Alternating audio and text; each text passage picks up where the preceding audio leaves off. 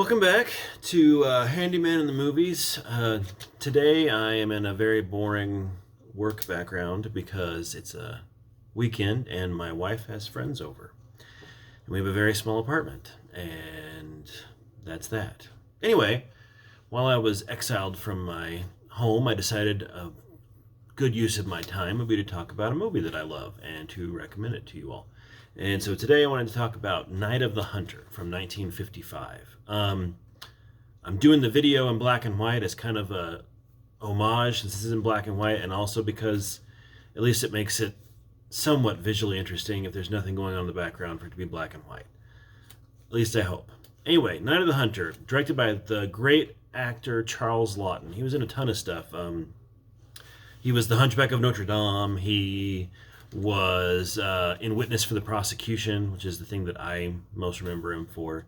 But he only directed one movie, and it was this movie, Night of the Hunter. The general premise of the film, it takes place during the Depression in I guess, Ohio River Valley area, or maybe it's somewhere in the South. It's often been referred to as a Southern Gothic. And the idea is there's a guy, he's the father of two children, and he gets desperate because of how impoverished his family is, and he robs a bank and kills two people when he's doing it. He rushes back with the money that he's stolen.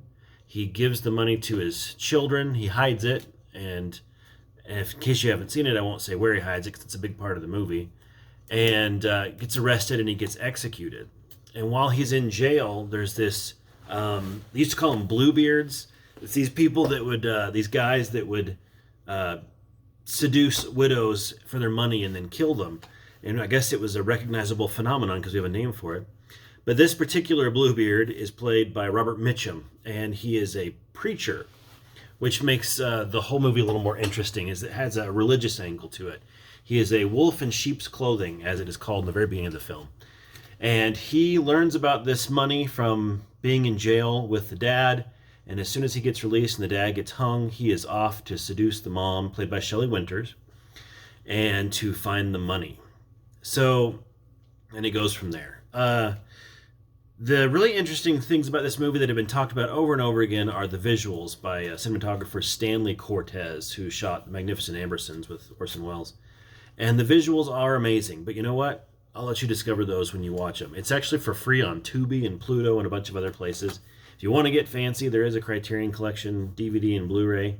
But this is a readily available movie that you can watch. And those visuals, whether it's in DVD quality or whatever else, they're so good, they will come through however you watch it. There is an interesting, and this is a slightly nerdy aside, so if you'll indulge me for a second, and I'm not super knowledgeable about film technical things, but I've been doing a little bit of amateur research on aspect ratios, the shape and size, or the shape of the screen that things are shot on. And I'm sure most people know that back in the 40s and 30s and whatever else, that films were square, roughly. They were square, the size of a film frame. And then TV starts cutting down the business, and so they decide they're going to go super wide. And the idea is to see the ultimate widescreen, whatever, you got to come to the theater. You can't see it at home.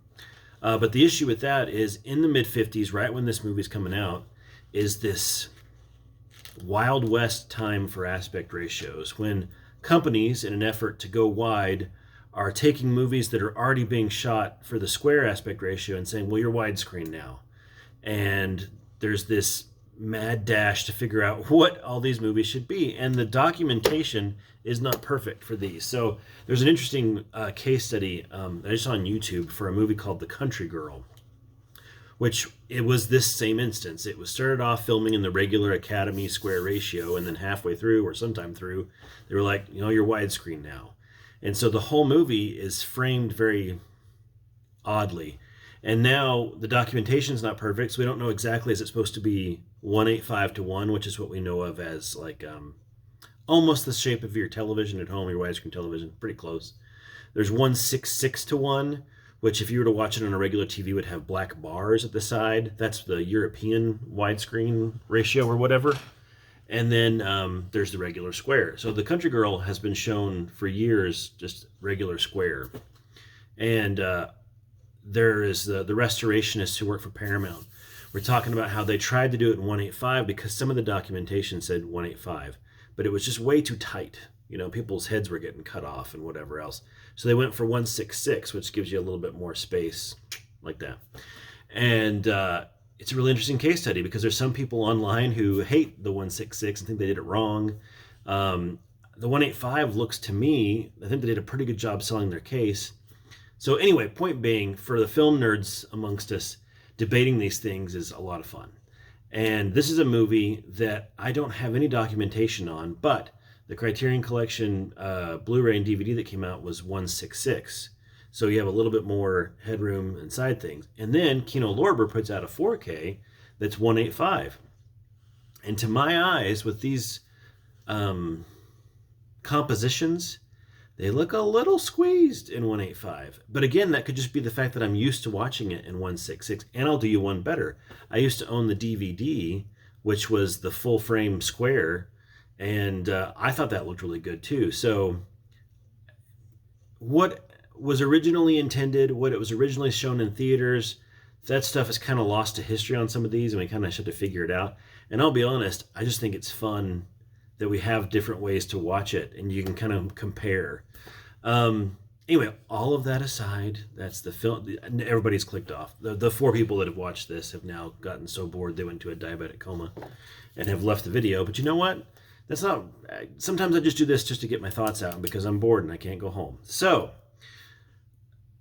going back to the actual movie itself, Charles Laughton's inspiration for this is he went back to silent cinema. Apparently he went to the Museum of Modern Art and actually screened a bunch of movies by D.W. Griffith and other silent masters, and deliberately laid out the visual scheme of the film as a silent film.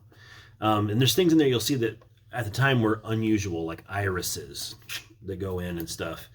And also some blatantly fake decor. Like, it's just not even trying to be realistic. And I find it really, really fascinating. It becomes more poetic realism than it does, is not even approaching a documentary here. This is a fairy tale. This is a nightmare. Most of the film is seen through the eyes of the 2 children. Billy Chapin plays the older one, and a lot of the movie is seen through his point of view. And so we're seeing a world that is very black and white, not only just aesthetically, but also there's good and there's evil. And the visuals, again, they're like a nursery rhyme or a fairy tale. They're very, very stylized. Very interesting stuff. You ought to watch it. This comes from a novel by a guy named Davis Grubb, who was from the South, and it was based on a real story of an actual Bluebeard serial killer. Of course, in reality, the real guy it's based on was not a preacher. That's a really interesting change that was brought in for the novel. Shelley Winters, who plays the mother, brings a real hysteria to her role. She was part of the actor studio and the new wave, the James Deany, we're going to be real, acting school that came along. And Robert Mitchum feels a little more old school. And so that kind of works because you've got Robert Mitchum, who's very theatrical, and he's giving like almost a comic over-the-top performance. And you got Shelley Winters, who she's also hysterical and over-the-top, but she's being more realistic with it. And then later in the film, you have Lillian Gish, who is a actress from a lot of silent films, especially the films of, the guy's name escapes me, the one who made Birth of a Nation, and somebody who was who made Intolerance too. But Lillian Gish was somebody who Charles Laughton saw when he was doing the silent films, and I'm sure he was familiar with them when he was younger, and he saw the silent films. And she comes in as a very angelic presence towards the end of the film. So what I really want to talk about, what really makes the movie interesting to me today, is the difference between the sacred and the profane. And Robert Mitchum is this perfect example of something that purports to be sacred, but is absolutely selfish and profane. And Lillian Gish doesn't purport to be anything. she's got gardening to do and kids to take care of, but she is the example of the sacred in the film. She is selfless. She is always trying to do what's right, and she has Robert Mitchum's number from the very beginning. She understands who he is almost sight unseen. And it's the same thing with Billy Chapin. That's one of the things that the son, Billy Chapin, who plays John Harper, he bonds with Lillian Gish on, as they both see right through this fraudulent preacher. And it's interesting to me that you have a movie that is so obsessed with good and evil, and yet none of them show up as you would expect them to. Like, if somebody was a good female character, you'd expect them to be warm and nourishing and forgiving, and she is those things. Lillian Gish is, but she's very gruff on the outside, and she expects a lot from people, which is not so much a subversion of expectations, but when you really think about it in real life, the best people oftentimes, what's that line from Lord of the Rings? They look fouler but feel fairer. And excuse me, Robert Mitchum is the exact opposite. He looks fairer but feels foul. And one of the things that's connected with me when watching the movie recently is Robert Mitchum's character says all the right things, right? And he has that very famous hate and love tattoos on his knuckles. And he does this whole song and dance about hate and love fight each other and love wins and yada. And it's, nonsense. But people in town eat it up. And I come from a rural area of the country. I live currently in a different rural area of the United States. And I find it really interesting that if you just say the magic words, values and family and whatever else, people seem to lap it up around here. And yet I don't know that the people who say those things the most are the ones who are the most selfless and interested in other people's welfare. A lot of times I think it's the opposite. And yet, especially like in the film, these people who eat it up, there's a lady named Icy Spoon in the film and her husband, who are, I don't know, they're normal self-righteous townsfolk, not necessarily bad people, but again, not really interested in anything but themselves, and very easily manipulated by people who are saying the right things. And towards the end, the whole town turns into a lynch mob. They become very ugly. And I think that that's a commentary on people who don't look beyond the surface when it comes to the people who are trying to convince them to do anything. And Lillian Gish's character is, she's not seduced by people like that because, again, she's too busy doing the actual right things. And so it was a lesson to me, because I'm sure I'm not a lot better than that, to be honest. I'm sure that I can be taken in, and, propaganda wouldn't be a thing if it didn't work.